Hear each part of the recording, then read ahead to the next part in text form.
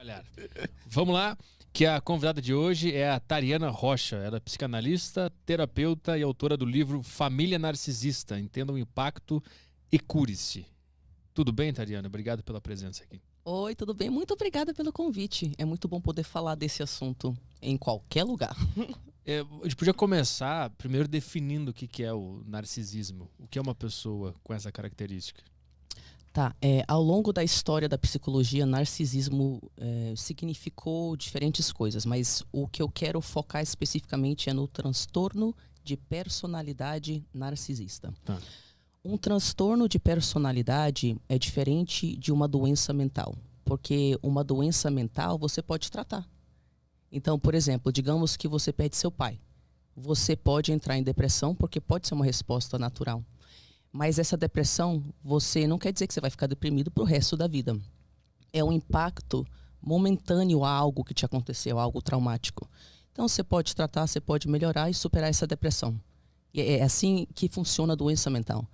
Já quando a gente fala de transtorno de personalidade, nós não temos pesquisas que mostram que é possível você mudar a estrutura de personalidade dessa pessoa. E ou seja, muito mais grave do que uma doença mental. E quando se trata do transtorno de personalidade narcisista, nós estamos falando de pessoas que não conseguem interagir com outras pessoas como se essas outras pessoas fossem indivíduos à parte, com direito às próprias opiniões, à própria existência, aos próprios valores, ao próprio jeito de existir. Quem tem transtorno de personalidade narcisista tem certas características, como, por exemplo, a necessidade de ser o centro das atenções em todos os momentos. Então, um exemplo por exemplo, é a sua formatura e você tem um pai com transtorno de personalidade narcisista e ele não aguenta você estar recebendo atenção na sua própria formatura, porque o seu sucesso mostra para ele, na estrutura fragilizada de personalidade que ele tem, que ele é um lixo. Então, ele pode fingir uma doença, fingir um desmaio ou ter algum tipo de surto na sua formação para que ele receba atenção em vez de você. Outra característica desse transtorno é a ideia de que você é especial. Então, você tem uma constante sensação de que você é superior às pessoas, que na verdade muitas vezes vem como uma compensação a uma constante impressão de que você é inferior a todo mundo. Então, como isso dói, como defesa, a personalidade narcísica decide: por que eu me sinto tão diferente? Ah, já sei, deve ser que todo mundo é inferior e eu sou melhor. Aí essa pessoa passa a entender que apenas pessoas igualmente superiores, incríveis, que fazem parte de uma certa elite, poderiam interagir com ela, pois o resto é muito inferior. Outra característica é a falta de empatia. Narcisistas não conseguem ver a sua dor, conseguem saber que você está machucado e doendo, mas não conseguem se importar. Porque eles não conseguem se importar com absolutamente nada nem ninguém que não diz respeito a eles mesmos. Mesmo que o sofrimento seja da própria filha ou do próprio filho, não conseguem sentir empatia no sentido de: poxa, os meus comportamentos estão deixando a minha filha com depressão ou com ideação suicida. Ah, então vou mudar. Eles não conseguem. Eles não conseguem ter motivação de não machucar você. Porque eles não conseguem enxergar que eles estão fazendo alguma coisa que está prejudicando os outros. Não, eles conseguem enxergar. Eles enxergam? Isso aqui é uma pergunta muito interessante.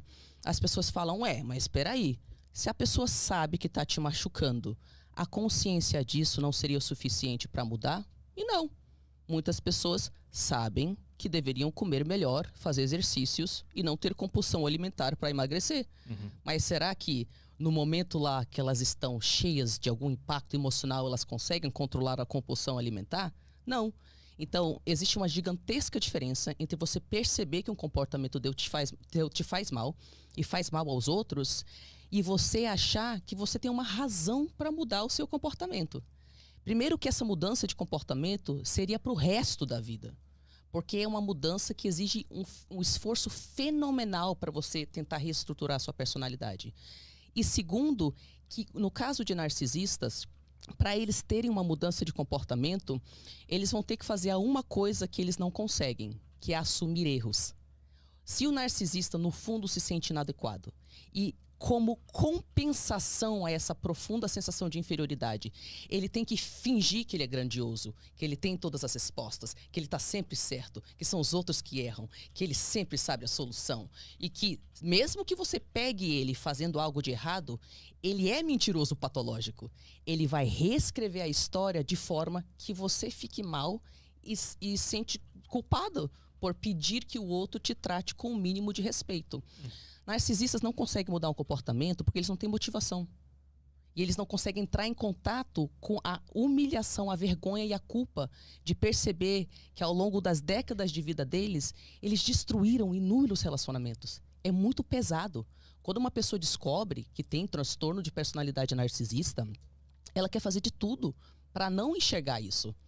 Até porque você não acha nenhuma informação positiva na internet sobre o tratamento desse transtorno. Então, mesmo que você seja diagnosticado, você não vai achar terapeutas que lidam com você. Você entendeu? Porque não, agora, hoje em dia, o conselho oficial de terapeutas, se você lida com um narcisista, é cortar contato. Então, você imagina como é que é pesado você ser narcisista também, ver esse tipo de informação na internet e você não acha em lugar nenhum um pouco de informação que diz que você pode melhorar, porque não tem pesquisa que mostra que eles possam. Quando algum paciente relata que vive num ambiente com narcisistas, a recomendação é falar para esse paciente cortar contato, porque não tem salvação, é isso? Essa é a recomendação oficial dos terapeutas ao redor do mundo hoje em dia. No entanto, na prática, ok? Existe um longo e doloroso processo que o paciente tem que passar, onde ele vai chegar à real conclusão de que qualquer contato com a pessoa narcisista faz mal. Isso pode demorar anos. Porque quando você está lidando com narcisistas, você entra dentro de uma bolha de fantasia onde a realidade é distorcida. E tudo que você sente, tipo, no corpo e no coração, que seria um tratamento injusto da parte da pessoa narcisista, você não consegue verbalizar o que é, porque é muito sutil.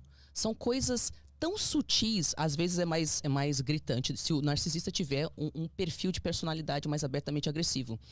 Mas os abusos são tão sutis que eles vão desestruturando a vítima a ponto dela perder personalidade.